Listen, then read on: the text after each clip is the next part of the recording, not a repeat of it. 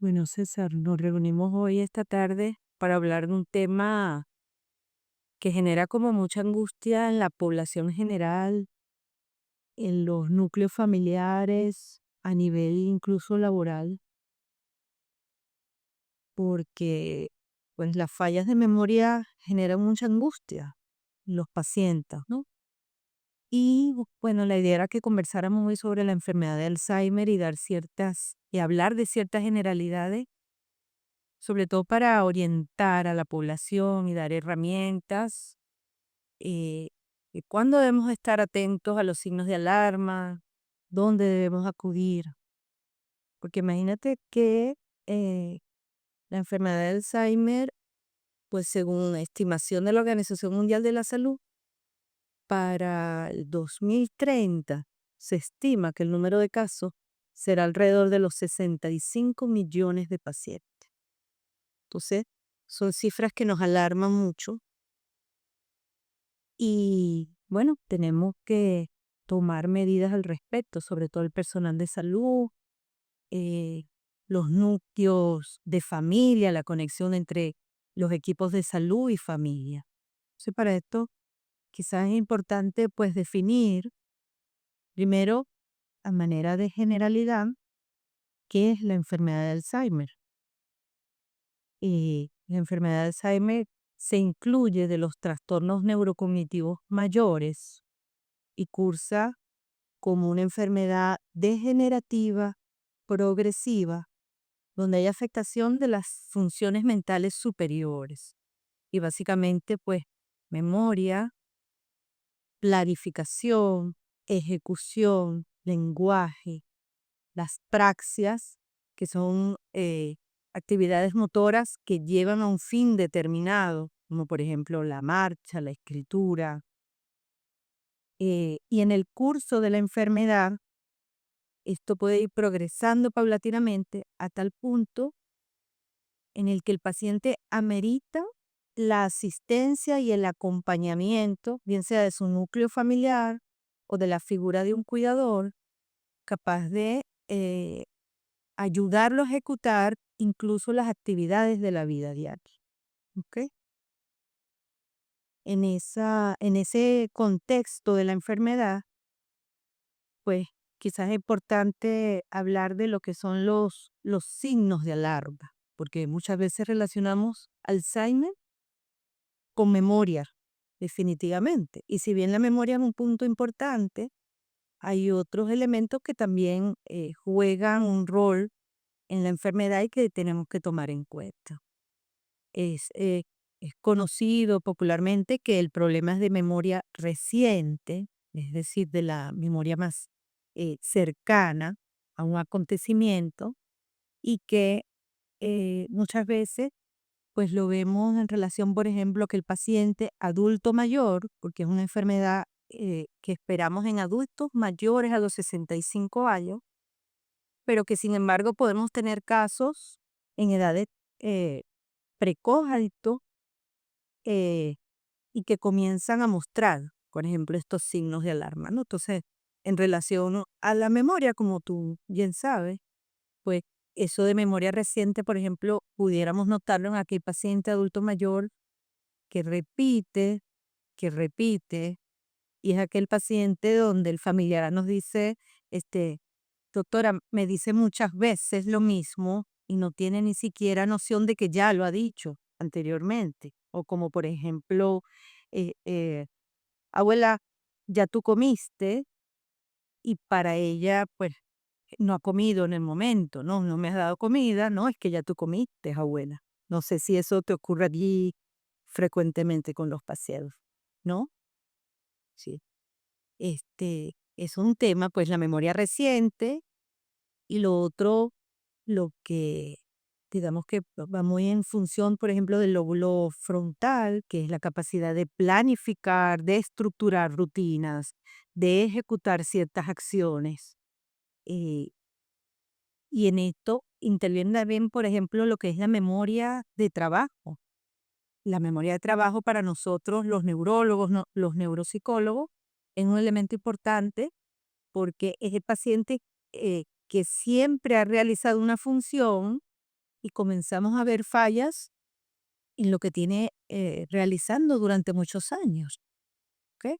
Eh, entonces pudiera, por ejemplo, fallar en la memoria de trabajo ser un signo son signos de alarma que nos hacen los llamadas señales rojas, y decir, algo está pasando con este paciente, cada vez vienen presentándose más frecuentemente y nos genera de alguna manera pues el tener que buscar ayuda, el tener que buscar alternativas para relacionar eso.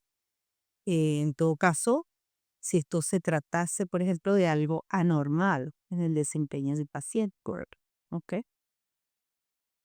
Entonces, en esto, pues importante escuchar el relato del paciente, escuchar el relato de la familia, escuchar el relato de las personas que lo acompañan a nivel laboral y acudir al médico muchas veces el más cercano, muchas veces el médico general, porque el médico general, el médico internista, el médico neurólogo, el médico psiquiatra, muchas veces incluso acude por primera vez al psicólogo, ¿sí? Este, entonces, pues comenzar como primero fue la elaboración importante de la historia clínica y en base a esto, pues hacer como una planificación de lo que debemos hacer con ese paciente. O sea, por ejemplo, para el médico general, un médico general está en capacidad de elaborar los primeros tests o los primeros pruebas de depistaje, como son un mini mental test, o en su defecto el test de MOCA, que nos aporta bastante información también. Y en base a eso, pues comenzar una batería de trabajo, ¿ok? Eh, Quizá eh, lo que pudiera complementar todo esto, por ejemplo, son los estudios de imagen. Lo ideal es que sea una resonancia magnética cerebral, incluso, y somos un poquitico más exquisitos, una resonancia con volumetría de hipocampo, porque es en regiones basales donde pudiéramos ver, por ejemplo, los cambios estructurales de ese cerebro en mayor dimensión. ¿Ok? Y en relación, por ejemplo, a esto, yo te cedo la palabra quizás para que tú nos orientes un poco sobre lo que es las pruebas o la batería neuropsicológica y tu visión de la enfermedad, porque sé que tienes mucha experiencia con este grupo de pacientes. ¿De acuerdo? Muchas gracias. Quizá mi enfoque como neuropsicólogo está en poder identificar cuáles son eh, esas diversas funciones o esos dominios que pueden estar de alguna manera alterados. Ese, como usted comentó, pues sí, la memoria reciente es uno de ellos. También la capacidad para aprender información nueva es algo que se ve alterado particularmente en esta entidad. Y en otros casos, pues también se ve alterada la evocación, es decir, el buscar o recuperar información específica. Por eso muchas veces cuando vemos a nuestros pacientes y están con un familiar y le hacemos una pregunta, por, digamos, por ejemplo, ¿cuál es su cédula de identidad? Voltean siempre al familiar. Entonces eso para nosotros es quizá un indicador que la persona puede tener alguna falla en recuperar información específica y eso, pues, bueno, puede generar muchas veces confusión, así como usted decía, pues, que esa persona sea reiterativa o que pregunte muchas veces sobre ese mismo tema. Y, eh, bueno, para nosotros, pues, ese dominio de la memoria es algo fundamental, pero también para nosotros, pues, es importante evaluar, por ejemplo, las habilidades visoespaciales, la ubicación en el espacio, porque muchas veces, pues, esos primeros signos de alarma, como veníamos conversando anteriormente, pasan por periodos de desorientación. ¿Dónde estoy? ¿Dónde dejé el carro? Me estaciono por aquí, no me acuerdo dónde estaba. Hemos tenido pues incluso casos de personas que llegan a un sitio, estacionan el carro, no encuentran el carro y se van en taxi a la casa. Y después al rato es que nos dicen, ah, mira, es que el carro lo dejaste en el centro comercial. Entonces, cuando se presentan también este tipo de alteraciones, por supuesto que la familia se alarma y ya de una vez se asume que porque se presenta esto, ya estamos directo en la enfermedad. Y hay un trecho de esas señales de alarma hasta llegar a ese diagnóstico definitivo y todo eso pasa por estos estudios de neuroimagen, así como te he comentado, y también por una evaluación neuropsicológica.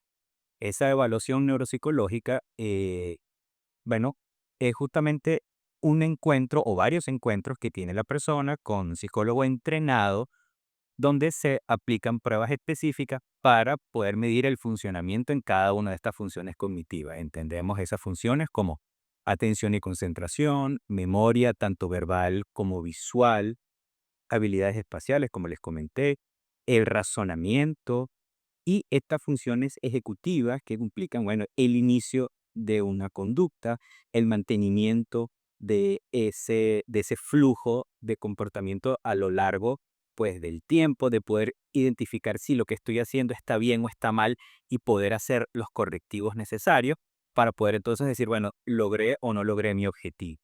Entonces, cuando nosotros, pues, podemos evaluar, digamos así, elaborar un perfil, que en este caso un perfil cognitivo, pues podemos identificar cuáles son las fortalezas, debilidades de esa persona y a partir de eso entonces poder determinar si estas fallas interfieren de forma definitiva o parcial en la autonomía y en la independencia de la persona. Y ese para nosotros, pues, quizá como el criterio clínico más importante, hasta qué punto estas fallas de alguna forma interfieren o no en la autonomía, en la independencia de la persona. Eh, entonces, bueno, nosotros conversamos con el paciente, conversamos con los familiares, conversamos con las personas que están alrededor y a partir de ese relato de cada uno, pues nosotros vamos armando nuestra historia, nuestro caso. Y pues bueno, a partir de todos esos datos, junto con la evaluación neurocognitiva, junto con los estudios de neuroimagen, es que entonces se realiza el diagnóstico. Es un diagnóstico clínico, pero que ciertamente tiene diferentes piezas y que cada uno de los especialistas, neurólogos, psicólogos y psiquiatras, pues tenemos solamente una parte de esa información. Y por eso es que se trabaja de manera integrada, neurólogo, psiquiatra y psicólogo, junto con los familiares y la propia persona, para poder entonces, bueno, dar una atención mucho más objetiva, mucho más efectiva para esta persona. Eh, También muchas personas se preguntarán, bueno, ¿qué hago? ¿Cuáles son esas señales de alarma o qué necesito saber si es que mi familiar está presentando esto? Por lo general, ah, hay algunas personas que empiezan a manifestar estas fallas así como de forma muy, como indirecta, de a poquito, y que con el tiempo uno empieza a notar, oye, mira, pero es que es algo leve, pero ya yo tengo viendo digamos, este problema o esta falla en mi familiar desde hace un año. Y cuando yo comparo cómo era el año pasado a cómo es ahora, yo veo que ahorita pues se han añadido o está mucho más, digámoslo así, impedido en este tipo de funciones. Entonces ya por ahí empezamos a ver que hay un curso temporal que se va instaurando, ¿no? Eh, paulatinamente, y ese fue otro de las pistas importantes para nosotros, porque es cierto que, bueno, en la enfermedad de Alzheimer se manifiestan estas fallas de una manera muy específica, a diferencia de otro tipo de trastornos cognitivos o de otras demencias que tienen otras características, que sí igualmente fallan estas funciones cognitivas, pero el curso, el inicio, puede ser distinto. Incluso, pues, pueden variar algunos aspectos del tratamiento, pero para los familiares, pues, compartimos muchas medidas conductuales con todos estos trastornos.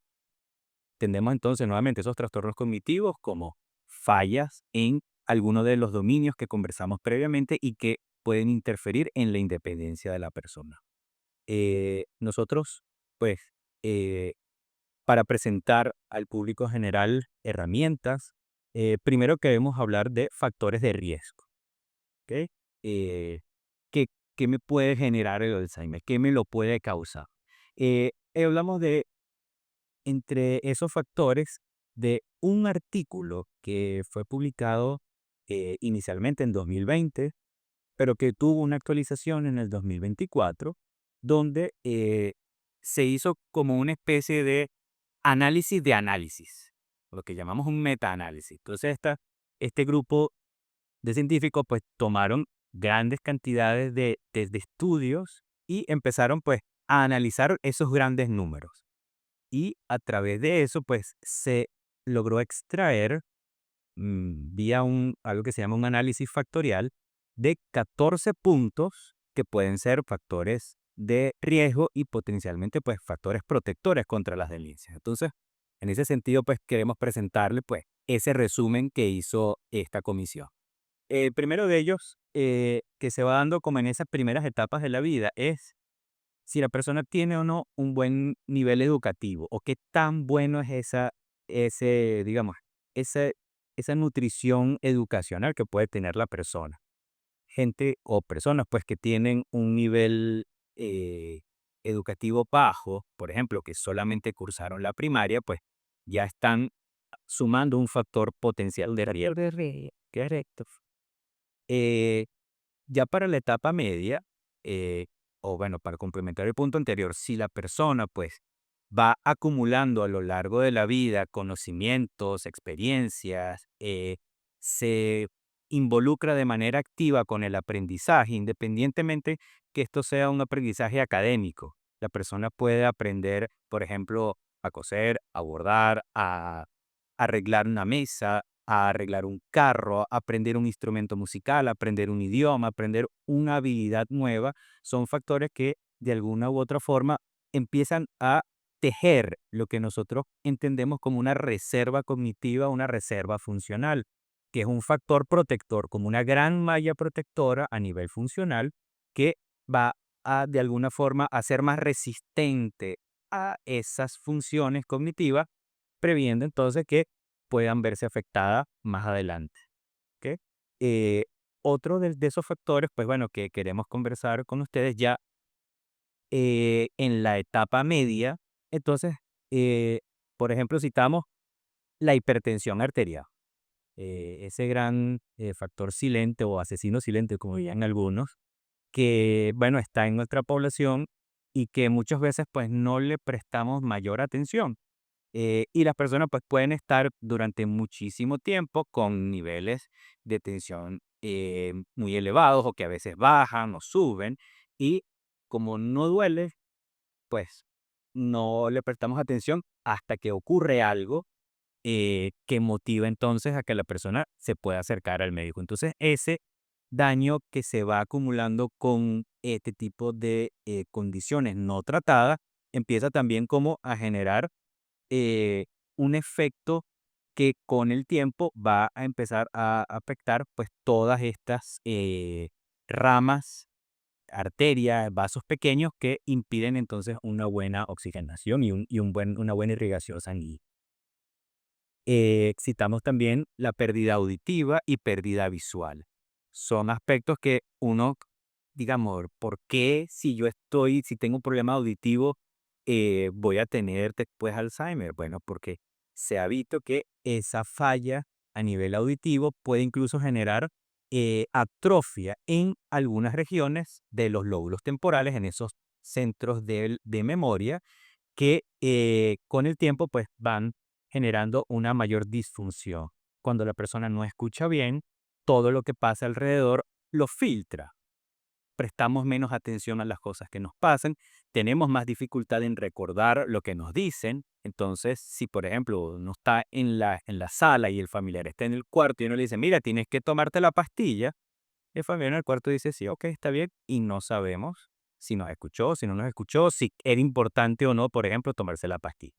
Eh, Junto con esa pérdida auditiva, también entonces se ha visto que la falla o la pérdida, digamos, de la visión, sobre todo en esos últimos, digámoslo así, años de la vida, también es otro de los grandes factores que de alguna manera aumenta ese riesgo de fallas o de trastornos cognitivos. Y es curioso porque pareciera que en general todas las fallas a nivel de esos cinco sentidos pareciera que contribuyen a esa mayor disfuncionalidad. Por ejemplo, en los pacientes con Parkinson, pues es más o menos sabido que ellos tienen una falla. La pérdida olfatoria. Incluso eso yo pienso que contribuye también al aislamiento del medio exterior. Totalmente. Cuando tú dejas de escuchar la información de otros, la codificación de tus familiares, por ejemplo, para no incurrir en, por favor, repíteme, ¿qué dijiste? Te vas de alguna manera aislando. Sí. ¿Verdad? Y junto con ese aislamiento, pues queremos mencionar otro de esos grandes factores que es la depresión. Mm. La depresión, pues se ha visto que es un factor que influye directamente en estas fallas cognitivas, sobre todo cuando no se trata, cuando la persona de alguna u otra forma se va acostumbrando a esa apatía, a esa disminución en la iniciativa, a las cosas, a la pérdida de placer por las cosas que antes le interesaban, pues bueno, incide de forma directa en estas fallas. La depresión altera el alerta, altera la concentración. Y cuando no se trata y la persona va sumando otros factores de riesgo, pues entonces las posibilidades de desarrollar un trastorno cognitivo mayor van aumentando. También tenemos que la obesidad es otro gran factor de riesgo que puede de alguna u otra forma afectar a ese rendimiento cognitivo.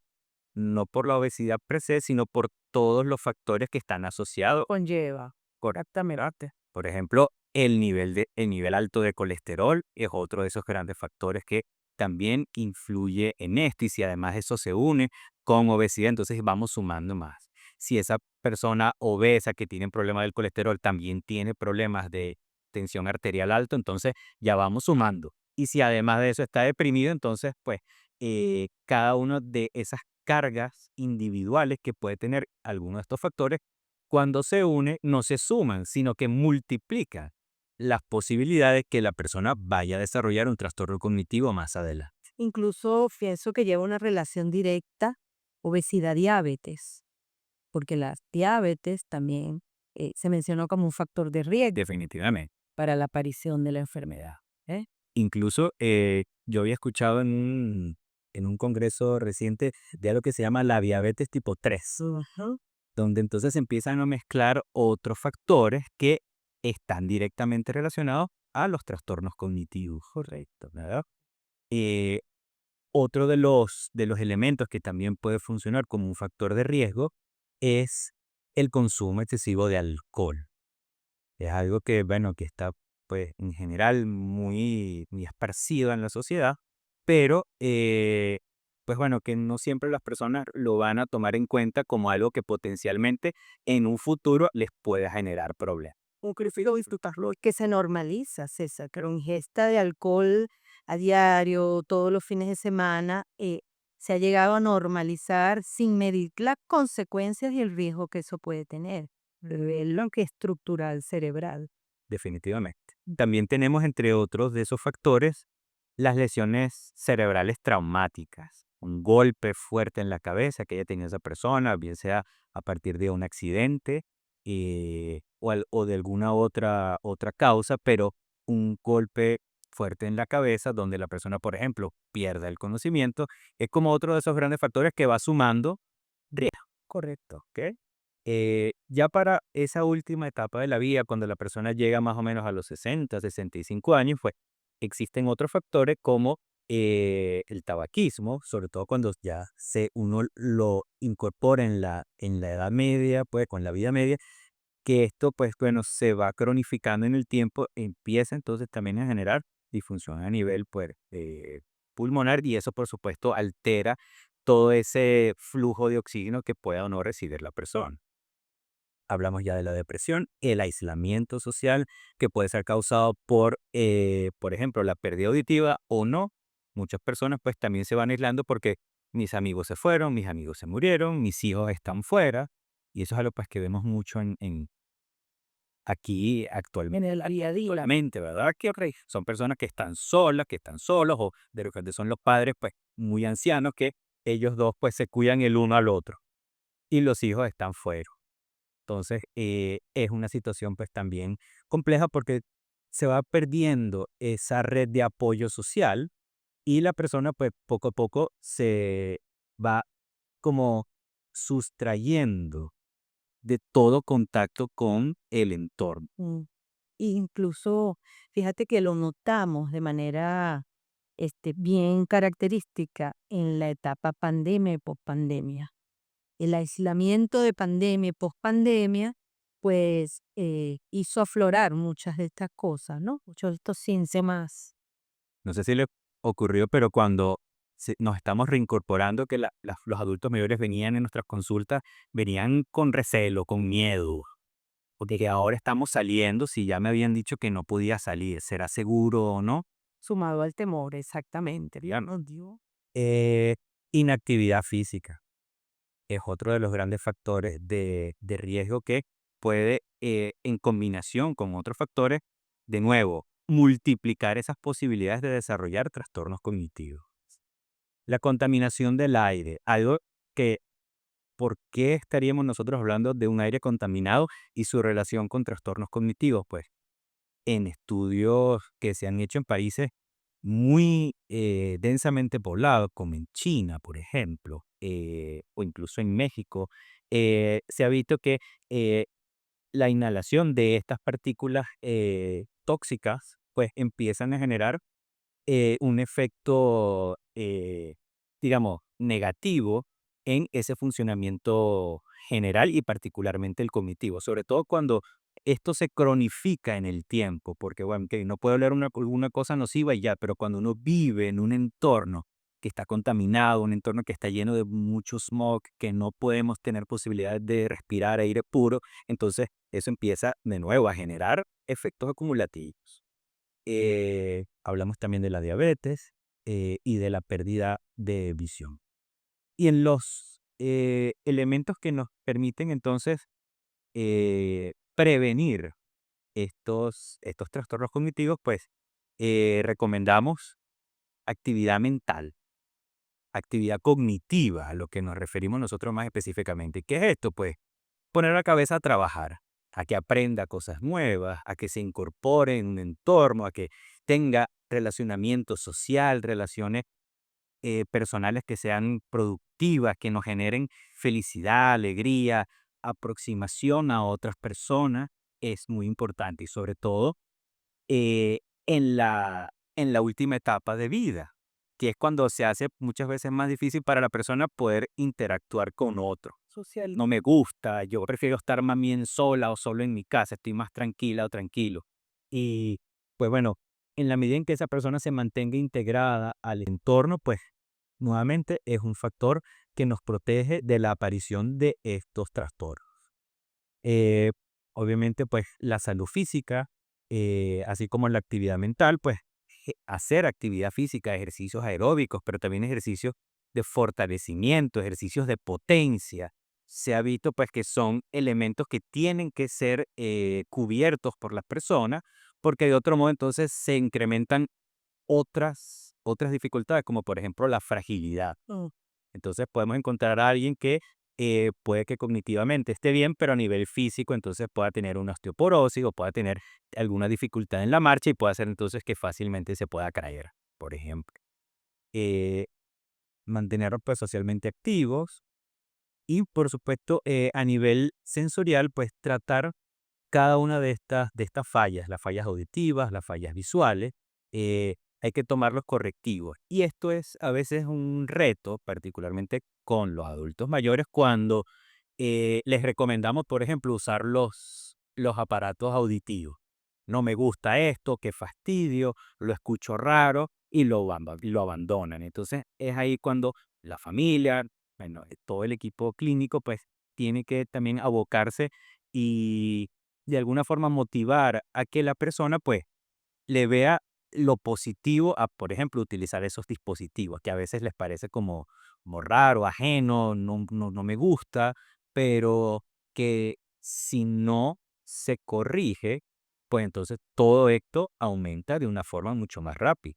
Por supuesto, pues un estilo de vida más saludable, dejar de fumar, controlar el consumo de alcohol, una buena alimentación, evitar pues todas estas estas comidas ultraprocesadas, forma parte también de esas estrategias que son económicas, que no depende de una pastilla, sino que depende de ese hábito, de ese quehacer diario, pero que forma parte de las estrategias que la persona puede hacer. Es decir, que no es que estamos completamente indefensos ante esto, sino que existen actividades, existen cosas que nosotros podemos hacer para poder mitigar el posible efecto de esta falla. De acuerdo. Definitivamente al controlar esos factores de riesgo que están en nuestras manos, la posibilidad de padecer la enfermedad se reduce dramáticamente. Sí. Fíjate que la ciencia cada vez demuestra más la importancia de lo que es la actividad física para todo, cómo es beneficioso la actividad física, cómo es beneficioso el mantener la masa muscular. Sí, sí. Incluso una cosa conlleva lo otro. Cuando tú tienes buena actividad física, tu sistema motor está bien, disminuye el riesgo de caídas. Definitivamente.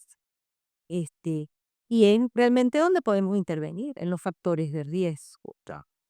Eh, Otro factor que eh, en este estudio se presentó, pero que todavía, digamos, no tiene como la evidencia suficientemente robusta como para incluirlo dentro de estos factores de riesgo, son los problemas del sueño.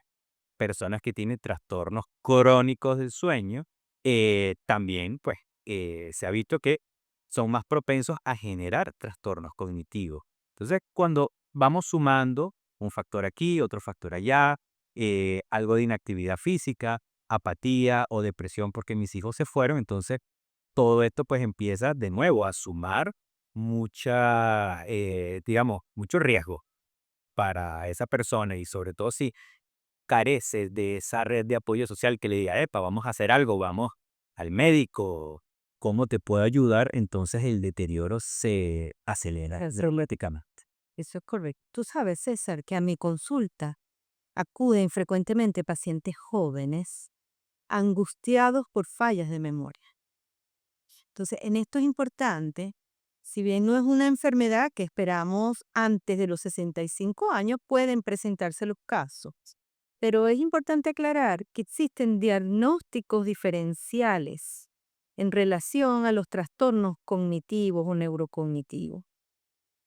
Yo siempre le hago saber a mis pacientes, por ejemplo, que el principal diagnóstico diferencial de los trastornos cognitivos muchas veces son los trastornos afectivos. Por eso el tema del manejo de lo emocional, de los trastornos emocionales, debe ser controlado, debemos acudir, porque en muchas ocasiones, pues es un desencadenante o acompaña otros cuadros. ¿Ok? Lo otro es el manejo del estrés y la ansiedad diarios, que vemos muy frecuentemente en poblaciones jóvenes. Y pues la idea es buscar, de alguna manera, si no solución, herramientas que nos permitan a trabajar el estrés, a manejar el estrés, al canalizar de alguna manera esas situaciones que nos generan angustia y que definitivamente se reflejan directamente en lo que es la funcionalidad cognitiva. ¿Ok?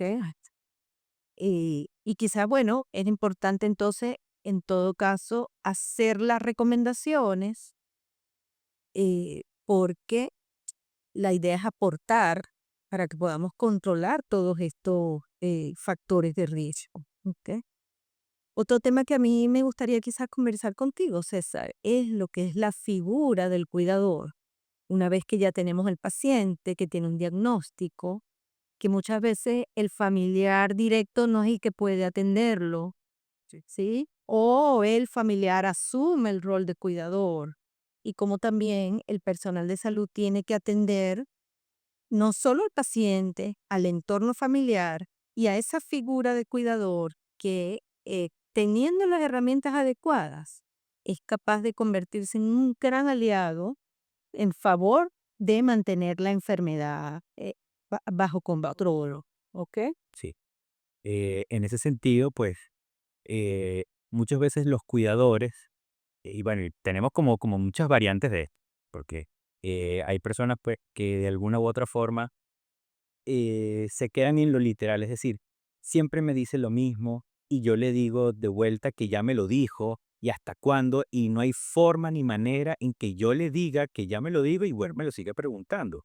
Entonces, no podemos pretender que cambie nuestro familiar, pero sí podemos de alguna forma eh, modificar y reprocesar que esa, digamos, que esa petición, que esa duda que nos refleja nuestro familiar es también genuina y que quizá pues en ese feedback o en esa respuesta que nosotros le demos por estos problemas de la memoria, no se fija esa retroalimentación y por ende entonces vuelve la persona nuevamente a preguntarnos sobre el mismo.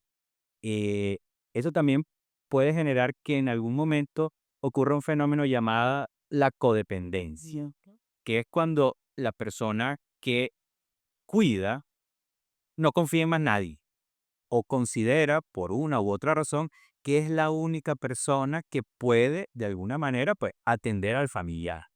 Que es conmigo nada más que se baña, es conmigo nada más que se toma las pastillas, es conmigo nada más que se queda tranquilo. Y para la persona, bueno, para el enfermo, la persona pues afectada, entonces siempre va a buscar predominantemente el apoyo de esta persona y no va a querer hacer las cosas con más nadie. Pero entonces, para el cuidador, limita su propia funcionalidad, porque entonces ya no va a poder ir a trabajar, ya no va a poder hacer las compras, ya no va a tener tiempo para sí mismo. Y empieza entonces a generarse una dinámica a veces hostil que puede rayar incluso en el maltrato de la propia persona. Eh, Hemos tenido casos, bueno, de familiares que eh, perciben que son los únicos que pueden atender al enfermo y entonces los tratan mal, lanzan la comida, no sé qué, los bañan a los golpes porque están saturados por, bueno, un largo periodo de, digámoslo así, de vigilia, de guardia sobre este familiar sin descanso. Entonces, cuando la persona, pues, bueno, se va saturando, empieza a pagarla, empieza de alguna forma a manifestar ese malestar con, bueno, con su familiar, generando entonces una dinámica nociva, tóxica, o tratando de utilizar estos nuevos términos, ¿no? Que puede también empeorar la situación de cuidado. Por eso es que el cuidador también amerita su tiempo en off, su tiempo de recreación, sus horas de libertad para hacer otras actividades. Incluso el manejo de la alternancia del cuidador funciona de manera muy efectiva. Otro tema es, por ejemplo, y quizá una recomendación es que le decimos al cuidador o al familiar, no confrontamos al paciente. El paciente no eligió estar enfermo, ¿sí? Por supuesto, muchas veces se hace muy difícil cuando todos estos síntomas van sumados a trastornos de conducta, ¿sí? Pero para eso es importante buscar ayuda, buscar al especialista que pudiera orientarnos si se requiere la medicación, pero el hecho de confrontar muchas veces puede generar, al contrario, efectos más adversos de lo que desearíamos. Entonces, el darle herramientas al cuidador pasa también por el trabajo del equipo de salud para que el trabajo sea más efectivo. Sí. Y que muchas veces, pues, estos cuidadores que están a veces, digámoslo así, o que pueden sentirse que más nadie puede comprender la situación, bueno, le podemos decir que hay gente que estudia y que se dedica a esto.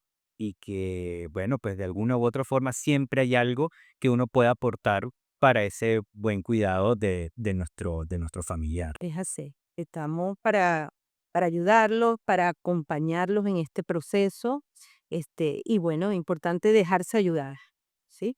Y esto se trabaja en equipo, es un trabajo mancomunado, porque bueno, ante situaciones tan complejas, pues cada uno digamos, de esos componentes del equipo clínico, pues puede aportar eh, un grano de arena en una situación específica. Ustedes, los médicos, pues se encargarán de toda esa parte, digamos, de salud puntual. Nosotros, pues, desde el punto de vista psicológico, pues, apoyamos a los familiares.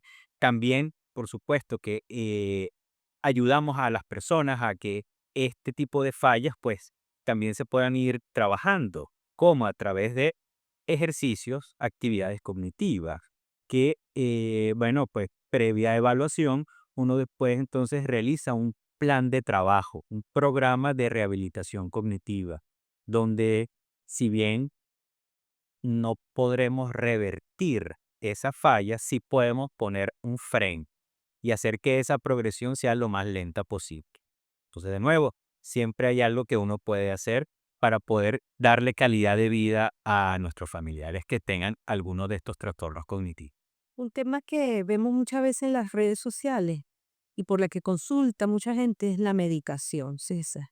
Pues en relación a la medicación hay que decir que tenemos fármacos que hemos usado durante muchos años, que están probados, pero que realmente han sido diseñados o fueron diseñados para mejorar los síntomas que pudiera tener el paciente. Y que recientemente, porque otra información nueva que vemos en las redes, por ejemplo, se han aprobado algunas drogas que han demostrado que son capaces de alguna manera, ralentizar el proceso de deterioro estructural del daño celular, pero que todavía son muy nuevas en el espacio médico. Y entonces, eh, pues la idea siempre de aprobar un fármaco es que nos genere los mínimos efectos adversos y obtengamos los resultados esperados. Entonces, en relación a las nuevas drogas, si bien ya están aprobadas por la FDA y por la Comisión Europea, pues quizás uno le pide a la población general tener verlo de una manera un poco más calmada, no ilusionarnos, porque si bien nos abre una ventana nueva para hacia dónde debería ir la medicación, todavía están, digamos que en etapas muy iniciales en la aplicación del personal, de los pacientes, ¿ok? Entonces, eh, yo diría, tenemos una ventana que se abre, vamos a administrarlo sin que esto nos genere angustia, ¿ok? Y pues la ciencia cambia todos los días. Lamentablemente estas drogas no han demostrado que curen la enfermedad y que realmente solo han sido aprobadas para etapas muy iniciales, incluso en condición premórbida. Pero seguimos a la espera cada día de avances acelerados en relación a la enfermedad. Sí. Y yo creo, bueno, que no solamente podemos o tenemos que apoyarnos en los fármacos para este tratamiento, sino que existen otras medidas como las que hemos comentado, pues a nivel de prevención, a nivel conductual, que si se mantienen en el tiempo, generan un impacto tan importante como el que puede tener una medicación. O sea, sí, claro que sí. Y bueno, pues tomando en cuenta esto, eh, quisiera yo, bueno, comentarles brevemente sobre eso que viene antes, que es lo que nosotros llamamos pues ese trastorno cognitivo, pero leve. Porque no es que esto llega de una vez y ya se instaura, sino que empieza a irse, digamos, como progresivamente instaurando y incluso en esas etapas, pues, donde estas fallas que están y que uno las puede identificar, que pueden ser incluso cotejadas a través de pruebas cognitivas, pues, no interfieren en la funcionalidad independiente de esa persona. Entonces ahí estamos como en esa zona gris, que es el trastorno cognitivo leve y que dependiendo de lo que nosotros hagamos en este punto, puede o no progresar a un trastorno cognitivo mayor. De nuevo, cuando le ponemos ese apellido de mayor, es que notamos que afectan y esta falla de forma significativa la autonomía y la independencia de la persona. Del paso. Bien, yo no sé si el público tiene algunas preguntas. Sí, tenemos varias preguntas por acá. La primera que hacen es si existe alguna correlación con el uso de drogas como la marihuana. Fíjate, el uso de sustancias ilícitas, no solo la marihuana, pues tienen el control y por eso no son de aprobación, por lo menos en nuestro país, porque de alguna manera han demostrado diferentes efectos. ¿Ok? Algunas de ellas, por ejemplo, cambios vasculares, incluso aumentan el riesgo de los ictus isquémicos cerebrales, en ocasiones hemorrágicos, generan dependencia afectan de alguna manera, pues, el contexto del paciente en relación a su medio exterior y por eso no están universalmente ni aprobadas ni aceptadas. Eso se sigue estudiando, pero todo aquello que pueda generar una noxa a nivel del tejido cerebral, definitivamente puede caer consecuencias a largo plazo. Otra pregunta que hacen es, ¿desde qué edad se produce la enfermedad? Como mencionábamos anteriormente, pues lo que está estipulado es que se presenta después de los 60 a 65 años de edad. Pero cuando tiene un componente genético muy alto, podemos ver casos incluso en edades de manera más precoz, ¿ok? 40, 50 años. Ok, hacen otra pregunta que dice, ¿es mejor abordar y recordarle al paciente que ya había comentado o realizado algo? ¿O es mejor dejar pasar la situación para que el paciente no se sienta incómodo por no recordar? Buena pregunta. Eh, Como indicación general, nosotros recomendamos no confrontar al paciente. Eso no significa dejarlo como loco, porque muchas veces me dicen, ay, entonces dejo que hable hacia lo loco. No, pero ante esa situación, pues ya hemos visto por esa misma dificultad en grabar información nueva, que independientemente de ese feedback o que uno se lo diga gritado o no, pues la persona va a tener dificultad en poder de nuevo grabar esa información. Entonces no se recomienda eh, un tono o comentarios como ya me lo dijiste, hasta cuándo ya eso pasó. Optamos por o recomendamos que la persona pues pueda repetir esa consigna o digamos esa información como si fuera la primera vez.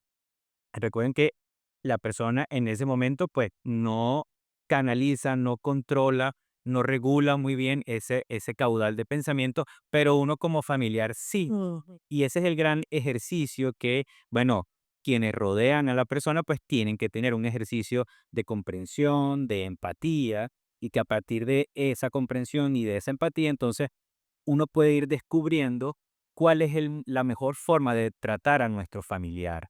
Eh, Regañarlos, aislarlos, castigarlos de alguna forma, porque, no sé, porque se manchó, porque hizo esto, son cosas que están completamente contraindicadas. Ujú. Y lo otro es leer como ese mensaje oculto, porque este es un paciente que muchas veces también tiene una carga de angustia muy alta. Y cuando nos quiere consultar y repetir algo, a lo mejor hay algo que va detrás de ese mensaje, ¿sí o qué? Es muchas veces el necesito estés aquí conmigo, el necesito tu compañía, me genera angustia porque viene la noche y no quiero estar solo, ¿sí? ¿Verdad? Eh, Me cambió la rutina y de alguna manera yo te lo hago ver porque si bien mi lenguaje está limitado, pues yo te lo estoy haciendo ver con conductas que no son las más apropiadas, con preguntas repetitivas. Entonces, en el familiar o el cuidador está el poder descifrar ese mensaje que va más allá, ¿sí? De eso que te estoy mencionando de manera tan repetida. ¿Ok? Ok. Preguntan también cuáles son las implicaciones emocionales para las pacientes y sus familias. Sí, bueno, definitivamente esta es una enfermedad que conlleva cambios desde todo punto de vista. Tenemos que saber que este paciente que estamos viendo en esta situación de enfermedad no es la mamá que yo conocí, no es el papá que yo conocí, es un paciente que está en otras condiciones y que en este momento y bajo esta circunstancia pues requiere mucho afecto, mucha paciencia, acompañamiento en la medida que puedo, porque todos tenemos obligaciones, todos tenemos responsabilidades, pero si yo en algún momento no puedo suplirlas, pues para eso, por ejemplo, está la figura del cuidador, para eso yo puedo alternarme con otros familiares. Entonces, es una enfermedad que definitivamente modifica toda la dinámica familiar, pero donde debemos tratar de integrar al paciente a las actividades cotidianas. Si salimos del centro comercial, salimos todos, ¿ok? Eh, en la medida y en las condiciones que el paciente lo permita, sabiendo, por ejemplo, que a lo mejor yo, para mí, paciente sano, es muy divertido irme a la playa, pero a lo mejor yo, paciente con esta condición, el que me saques de mi medio habitual, de mis condiciones diarias, pues me genera cierta angustia. Entonces, tomar las precauciones, tomar las consideraciones, aprender a leer a ese paciente, porque el mismo paciente nos va demostrando dónde me siento a gusto, dónde no me siento a gusto, e integrarlo, jamás aislarlo del ambiente donde naturalmente se desenvuelve, ¿sí? Otra pregunta nos dice, ¿cada cuánto tiempo se debe acudir a consulta para una evaluación control? Depende. Sí. Una evaluación control de qué aspecto, porque con los médicos, pues probablemente, bueno, tendrán que ir cada tantos meses a, bueno, controles de las medicinas o si hay alguna eventualidad. En el control, por ejemplo, para una evaluación, dependiendo del caso, pues quizá anualmente pueda ser una medida más o menos estándar para poder ir midiendo progresivamente cómo es el curso de la enfermedad. Si hay alguna situación previa, alguna caída o algún otro cambio importante, entonces es ahí que se valora. Pero no es solamente una evaluación control, sino que nosotros, pues los psicólogos trabajamos un aspecto que se llama la rehabilitación cognitiva. Entonces, esa rehabilitación cognitiva, pues, incluye un trabajo sostenido que por lo general, pues, preparamos para los pacientes de forma tal que tengan diariamente actividades que hacer en la casa, pueden acercarse a nuestros centros, pero de alguna forma, pues, el control con los psicólogos, por lo general es mucho más constante que a lo mejor el que podría ser con los médicos, porque ese día a día, en ese entrenamiento de estas funciones cognitivas, lo que de alguna u otra forma empieza a generar cierta estabilidad en las fallas y pues bueno, ese acompañamiento, digamos, periódico asegura que realmente esas medidas o estos ejercicios realmente tengan sentido. Si la persona va una vez al año, pues la verdad que es muy poco. Y si a eso le sumamos que la persona tiene poca actividad en casa, entonces de nuevo el deterioro es mucho mayor. También es importante, por ejemplo, vigilar la parte motora, porque muchas veces pueden aparecer signos, síntomas desde el punto de vista motor, desde el punto de vista sensorial, desde el punto de vista de control de esfínteres, que el médico debe revisar. Además que es un paciente como cualquier otro paciente que puede tener cuadros infecciosos, cuadros metabólicos, y que es importante vigilarlo, porque cuando no están bajo control, pues pueden incluso manifestarse de diversas formas, como cambios conductuales, trastornos del sueño, que hay que vigilar, eh, y que bueno, definitivamente hay que individualizar cada paciente porque cada paciente es diferente a otro. Por acá lo felicitan por el webinar y preguntan la relación entre el apnea obstructiva del sueño y el Alzheimer. Ujú. Bueno, como lo mencionaba el doctor César, hay estudios que hablan muy claramente de la importancia del sueño en el desempeño cognitivo. Si bien no está mencionado como un factor de riesgo, por lo menos no hasta el día de hoy, para el desarrollo de la enfermedad, definitivamente un sueño eh, completo, con fase REM, no REM, con sueño profundo, es un sueño que nos permite funcionar de manera cognitiva, incluso afectiva, de manera adecuada. Y hoy en día sabemos, por ejemplo, que existe biológicamente el sistema linfático, que digamos que es el sistema mediante el cual el cerebro se limpia de los desechos de neurotransmisores, de sustancias excitatorias, de radicales libres, y que muchas veces, y se ha incluido incluso en las teorías como que pudieran desarrollar estas enfermedades neurodegenerativas porque se rompe de alguna manera ese proceso de limpiar el cerebro durante el sueño. Hay procesos de recuperación, hay procesos de crecimiento, hay procesos de elaboración de neurotransmisores que solo se establecen durante el sueño. Pues el sueño no es negociable, el sueño hay que cuidarlo y el sueño más que cantidad tiene que ser un sueño de calidad para que sea efectivo.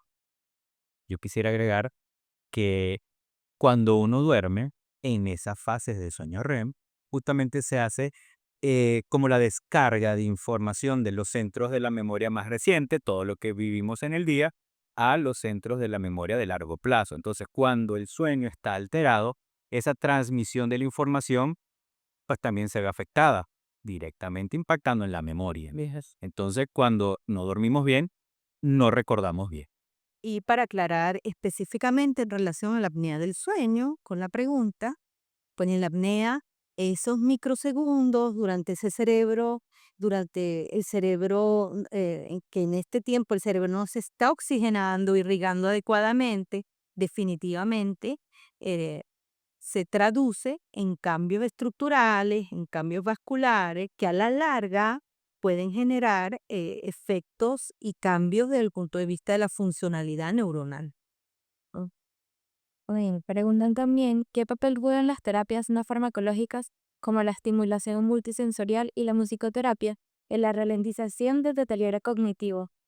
Son terapias complementarias muy útiles, sobre todo si a la persona le agrada. Mm, Eso es fundamental. Pero también como existen estas medidas pues, no farmacológicas y complementarias, la rehabilitación cognitiva es fundamental. Entonces, pues podemos tener, sí, de repente incluir a la persona en unas actividades de música, pero también ese fortalecimiento cognitivo. Podemos incluirle en que aprenda, por ejemplo, algún instrumento, alguna otra habilidad, pero también tenemos que fortalecer ese trabajo cognitivo. Es decir, que mientras más podamos sumar y mientras más podamos ayudar a esa persona a que organice la rutina del día a día, que tenga, bueno, cierta continuidad en lo que va a hacer, la persona va a poder predecir mejor qué es lo que va a pasar en su cotidianidad y por ende entonces va a estar más relajada, más tranquilo, con mayor disposición.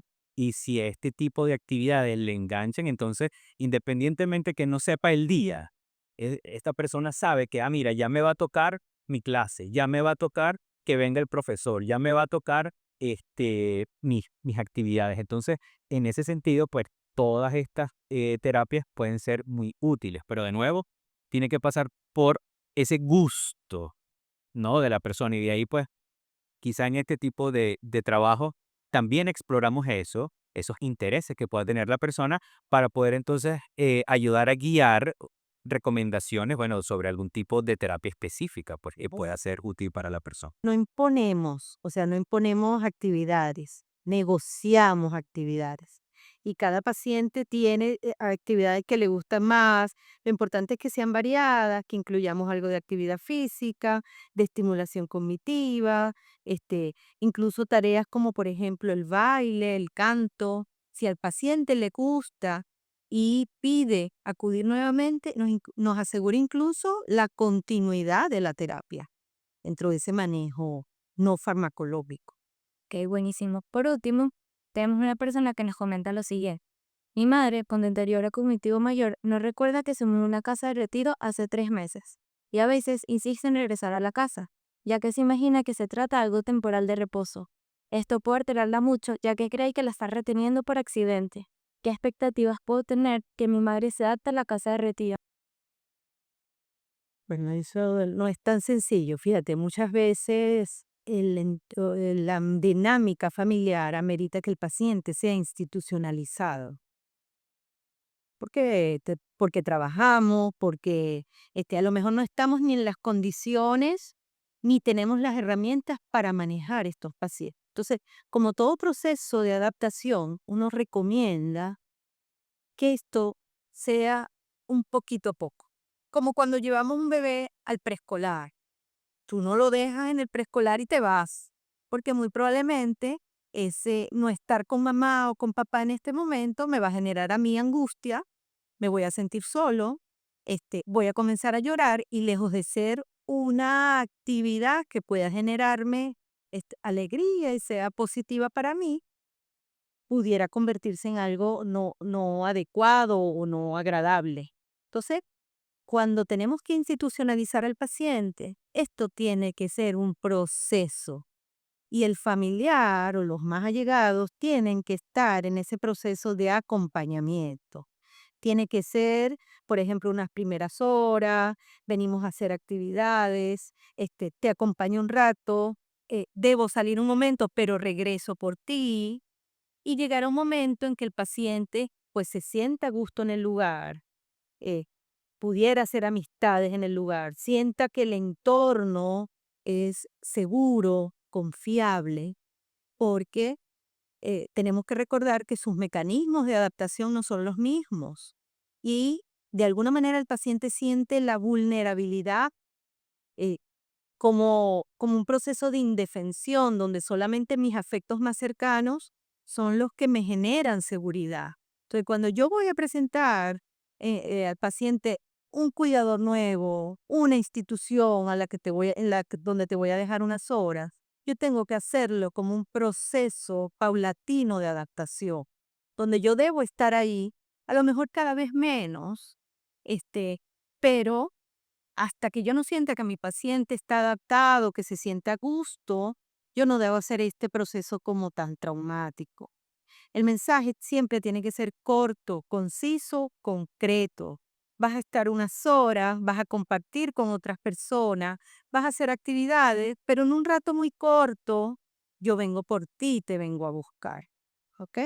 Y pues hacerlo de la manera más planificada, de la manera, evaluar siempre las respuestas del paciente, ¿ok? Pero no imponerlo, no hacerlo bruscamente, porque es lo que nos asegura que esto se ha llevado de la mejor manera y generar la menos angustia posible al paciente.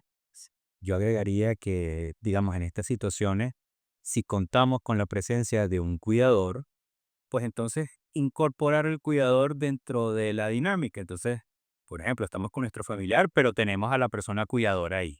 Y va a comer con nosotros, y va a salir con nosotros, y vamos a hacer todas las cosas juntos de forma tal que vaya, digamos, que haya una familiarización de esta persona con el cuidador. Entonces, que vaya funcionando también ese cuidador como otra persona segura.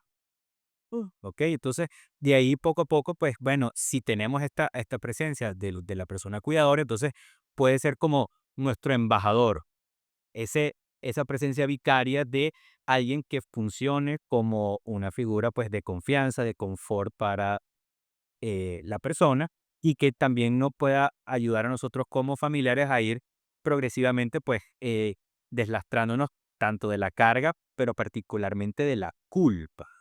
Y eso es algo, pues, que está siempre allí, hasta qué punto, pues, toda esta situación de yo no poder atender a mi madre, a mi padre de la manera en que yo esperaría, que me genera a mí tantas personas que conocemos, Mm. que están fuera y que, bueno, tratan de hacer lo posible y lo imposible porque su familiar esté bien, pero muchas veces, pues, en ese afán de querer ayudar, pues también terminamos entorpeciendo muchas cosas.